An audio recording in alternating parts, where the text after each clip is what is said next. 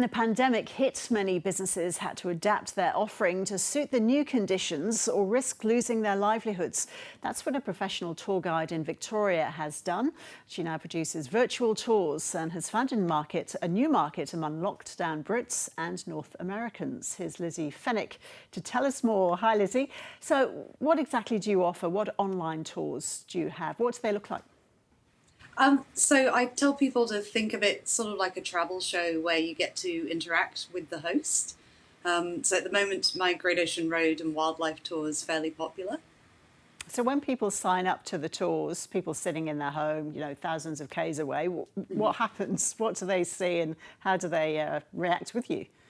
Yeah, they start off with, we just introduce each other, and usually people tell me a bit about where they are and what the situation is for them. I ask people to guess what they think the most dangerous animal in Australia is as an icebreaker.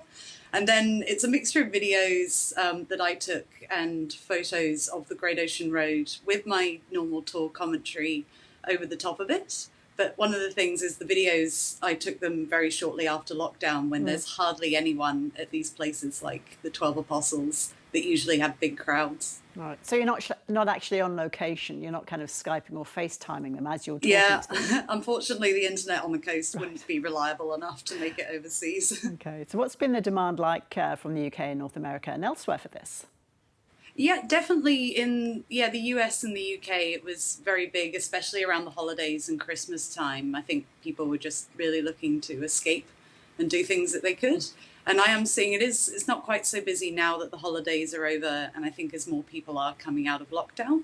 But in Europe, I had some people from the Netherlands on yesterday, and in Europe, people are still looking for things to be doing indoors. And how much do people pay to watch these tours? So it's hosted online through a sort of third-party booking agency, and then people just sign up and pay on there, and then we meet on a Zoom call. So you started doing this as a way to pivot away from your original business, did you, when COVID hit? Yeah, exactly. It was, it all happened very quickly, and for us in tourism, especially for the international market, it was pretty apparent that you couldn't just sit there and wait for it to all go back to what it was. We'd be waiting a long time. So this is when I started developing these online virtual tours. And do you hope that the people who've watched the tours online will come and see for themselves once international borders reopen? Yeah, definitely. People are telling me that when they do the tours, they're saying, oh, we can't wait to come and see it, and we'll come and travel with you. Or some people are using it to plan their trips when they finally do get to come to Australia. So, I'm just hoping I'm keeping people's travel dreams of Australia alive in that way. And how's the real in-person tour business now? Obviously there's no international sort of element to it. There's a little bit at the weekends, sort of people want to go on winery tours, but generally for domestic travellers, people will want to drive themselves down the Great Ocean Road.